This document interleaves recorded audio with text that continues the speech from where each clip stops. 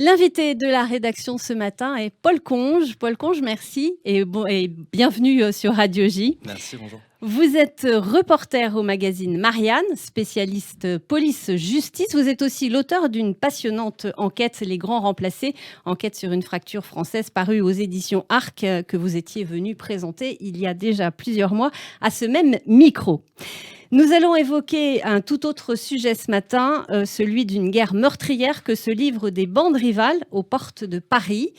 Après le lynchage du jeune Yuri qui a ému la France entière et fait s'agiter les réseaux sociaux, vous avez décidé de mener l'enquête sur le phénomène de ces affrontements ultra-violents entre adolescents. Une enquête à lire dans les pages de Marianne cette semaine, une enquête intitulée « Une guerre des boutons meurtrière ». Alors, tout d'abord, actualité oblige, on va parler en deux mots de l'enquête actuelle sur le passage donc à tabac de Yuri, ce collégien de 15 ans, mi-janvier à Paris, qui a conduit hier au placement en garde à vue de 9 jeunes pour tentative d'assassinat, alors que la police s'intéresse à la piste d'une rixe entre bandes rivales. Que savez-vous de cette enquête ? Alors, effectivement, il y a eu, pas 9, mais 10 arrestations hier. On a appris un peu plus tard dans la soirée qu'un 10e mineur avait été interpellé. Donc, c'est 9 mineurs et 1 majeur. Il semblerait que l'agression de Yuri, donc sur la dalle de Beaugrenelle à Paris, dans le 15e arrondissement, était un peu le match retour de rixes que se livrent régulièrement des groupes, des bandes rivales. Hein. D'un côté, on a Vanves. Proche banlieue parisienne, de l'autre côté, les habitants du 15e arrondissement de Paris. Ce sont des bagarres qui arrivent quasi régulièrement, mais il est assez rare qu'elles soient filmées.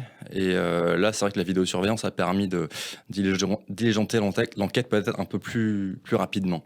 Donc on s'achemine bien vers une bagarre entre bandes rivales. C'est la piste la plus vraisemblable en tout cas. Le jeune Yuri ferait peut-être partie d'une de ces bandes ou malheureusement, on n'a pas encore assez d'éléments dans cette enquête, mais il semblerait qu'il fasse partie d'une bande adverse. Oui. Alors, ce terrible fait divers vous a donc mené à vous intéresser au phénomène des guerres de bandes, un phénomène qui est déjà ancien, mais qui fait aujourd'hui des morts. C'est la particularité de ces guerres de bandes aujourd'hui. Votre enquête vous a conduit au Lilas, dans l'Est parisien, aux portes notamment d'un lycée, le lycée Paul Robert. Oui. Et vous y racontez l'histoire tragique d'Abou Bakar et de Kéoui. Tous deux ont une quinzaine d'années et ils sont tous deux morts de ce que vous nommez la nouvelle guerre des boutons. Qu'avez-vous appris de ces affrontements ultra-violents lors de cette enquête ? Alors, déjà, on avait commencé cette enquête un petit peu avant ce qui était arrivé à Yuri, mais ça nous a semblé une bonne occasion de publier cette enquête. C'est vrai que ça fait une bonne dizaine d'années qu'on est au courant qu'il y a des guerres de gangs, de bandes adolescentes. Là, effectivement, la particularité de ce qui s'est passé au Lilas, donc, ce sont 2 jeunes hommes qui sont morts à 1 an d'intervalle. Le premier, Abou Bakar, 13 ans. Le deuxième, Kéoui, 15 ans, octobre 2018, octobre 2019. Et ces bandes rivales adolescentes, leur particularité, c'est qu'elles mettent en jeu des jeunes qui sont qui ont entre 13 et 15 ans, ce qui est quand même relativement... extrêmement jeune. Ouais, c'est extrêmement jeune. Ils sont des groupes de 3, 5, 10, 20 personnes, suivant les cas. L'autre particularité, c'est qu'ils se livrent une guerre, effectivement, des boutons, mais avec des couteaux, avec des barres de fer. C'est-à-dire qu'ils sont vraiment armés pour tuer, typiquement. Et ça a surpris même leurs aînés, quelque part. Ouais, ce niveau de violence. C'est dans votre enquête, effectivement. Ouais. Si on s'intéresse, par exemple, à la mort de Kéoui, c'était en gros... selon la reconstitution que j'ai pu faire, c'était un matin d'octobre 2019. On avait une bande adverse du Pré Saint-Gervais qui est en guerre contre les Lilas, personne ne sait vraiment pourquoi, qui s'était réunis un matin devant la poste, qui voulaient prendre leur revanche sur un autre protagoniste de la bagarre. Ils s'étaient réunis, ils s'étaient arrangés pour l'intercepter sur la route de son cours de sport, tuyauté en direct par une élève de sa classe. Et une fois arrivés en position, ils s'étaient cachés derrière un camion, attendaient leur proie. Et une fois qu'il arrivait, ils se sont rués sur lui. Il était lui-même accompagné de 2 personnes, donc on était 4 contre 3. Ça part en bagarre générale. Il commence à sortir des couteaux, les couteaux fendent l'air. Et Kéoui, dans cette confusion de la bagarre, se prend 6 coups de couteau en tout, dont 2 au thorax qui finiront par être meurtriers. Il mourra quelques minutes plus tard sur le trottoir, en face du collège et du stade municipal des Lilas. Donc on est vraiment dans une logique de bande, dans une logique de vengeance, et qui, voilà, et là pour le coup a eu des conséquences dramatiques et qui ensuite alimente une nouvelle chaîne de violence. C'est-à-dire qu'en fait la violence ne Ça s'arrêtera n'en jamais. finit pas. Ouais. Et quel profil ont ces adolescents? Est-ce que ce sont des adolescents déjà marginalisés du système scolaire? Est-ce que, au contraire, voilà, ils sont tout à fait intégrés? Et quel profil ont-ils? Déjà leur profil, c'est qu'ils sont soit collégiens, soit lycéens, c'est qu'ils habitent effectivement aux portes de Paris, donc dans les banlieues plutôt populaires, donc ils font plutôt partie des classes populaires. Ils habitent tous dans des quartiers qu'on dira effectivement sensibles, ou en tout cas quand on est jeune, on est assez habitué à voir du trafic de stupéfiants, à voir des bagarres générales, et ça, comment dire, ça fait qu'eux-mêmes reproduisent ensuite ces schémas-là.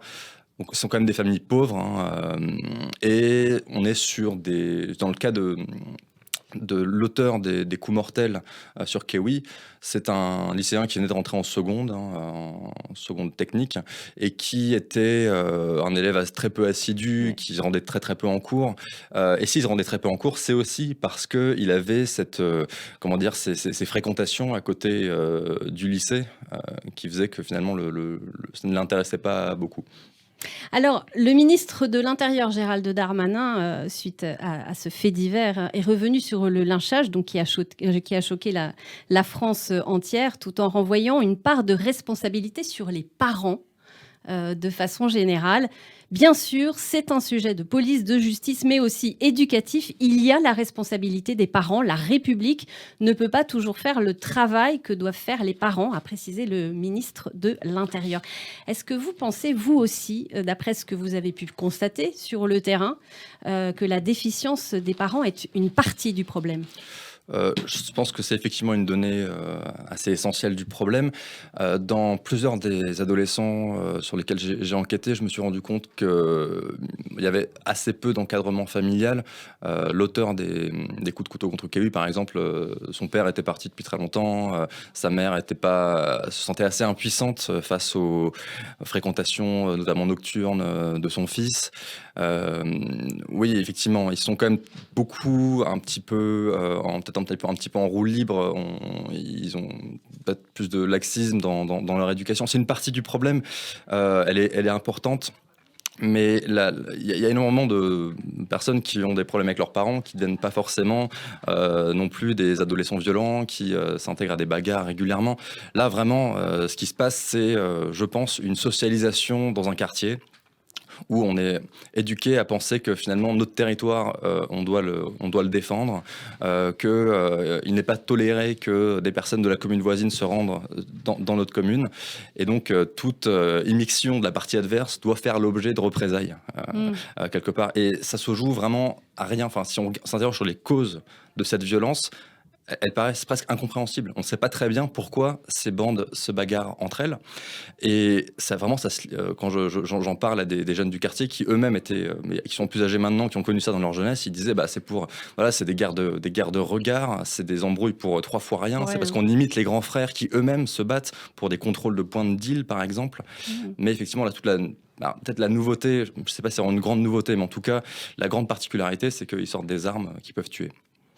Alors, Paul Conge, venons-en très rapidement pour la fin de cet entretien à un autre sujet, un sujet que vous connaissez bien, l'extrême droite, et plus particulièrement à Génération Identitaire, qui fait la une de l'actualité en ce moment, un sujet que vous avez déjà traité à plusieurs reprises dans Marianne. Gérald Darmanin s'est dit scandalisé par les actions anti-migrants dans les Alpes et les Pyrénées du groupuscule d'extrême droite, et il envisage sa dissolution. Qu'est-ce que vous en pensez ? Qu'est-ce que j'en pense ? Écoutez, beaucoup de gouvernements successifs ont tenté de dissoudre Génération Identitaire. Là, c'est vrai que depuis 2 ans, Génération Identitaire mène des actions quand même un peu plus tapageuses qu'avant. Ils vont se rendre là, ce qui a déclenché cette sortie de Darmanin, qui effectivement a parlé d'un travail de sape de la République. C'est parce que Génération Identitaire est parti jouer aux gardes-frontières dans les Pyrénées pour essayer de bloquer la route aux migrants qu'ils croiseraient, disent-ils, pour épauler les forces de police. Finalement, une reproduction exacte de ce qu'ils avaient fait dans les Alpes 2 ans plus tôt. Et à chaque fois, ils ont été poursuivis. la première fois dans les Alpes pour avoir semé la confusion dans l'esprit du public, pour s'être fait passer pour des policiers. Ils ont été relaxés. Là, maintenant, ils sont poursuivis pour incitation à la haine raciale.